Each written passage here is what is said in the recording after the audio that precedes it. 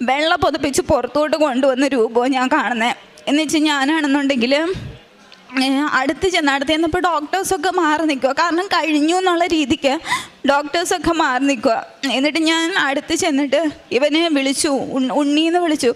ഒരു ചലനവും ഇല്ല, ഒരനക്കവും ഇല്ല, ഒന്നുമില്ല, ഒന്ന് അനങ്ങുന്ന പോലും ഇല്ല അവന്. എന്നുവെച്ച് ഇവനെ ഞാൻ ചെല്ലപ്പേര് വിളിക്കും. ഇവനെ ഞാൻ സുന്ദരി എന്നായിരുന്നു വിളിക്കുന്നത്. എന്ന് വെച്ചാൽ ഞാൻ ഇവൻ്റെ അടുത്ത് ഞാൻ പ്രാർത്ഥിക്കുമല്ല, മനസ്സിൽ പ്രാർത്ഥന വരുന്നില്ല. എൻ്റെ മാതാവേ, ഈ ഒരു രൂപം മാത്രമേ ഉള്ളൂ എൻ്റെ മനസ്സിൽ, വേറെ ഒന്നുമില്ല. എന്നിട്ട് ഞാൻ ചെന്ന് തോളയിൽ ഇവനിങ്ങനെ കിടക്കുക. ഞാൻ തോളയിൽ ഇങ്ങനെ പിടിച്ചിട്ട് ഞാൻ ചെവിയുടെ അടുത്ത് ചെന്നിട്ട് പറഞ്ഞു, എടി സുന്ദരി ഒന്ന് കണ്ണ് തുറക്കടി എന്ന് പറഞ്ഞു. ഇത്രയും ഞാൻ പറഞ്ഞുള്ളൂ. ഞാൻ പറയുകയും ഇവൻ്റെ കൺപീലി അനങ്ങി, കൺപീലി വെട്ടി ഇവൻ്റെ. ഇതാ സൈഡിൽ നിന്ന് ഡോക്ടർ കണ്ടു. ഡോക്ടർ ഓടി വന്നേച്ച് പറഞ്ഞു, വിളിക്ക് ഇനിയും വിളിക്ക് എന്ന് പറഞ്ഞു.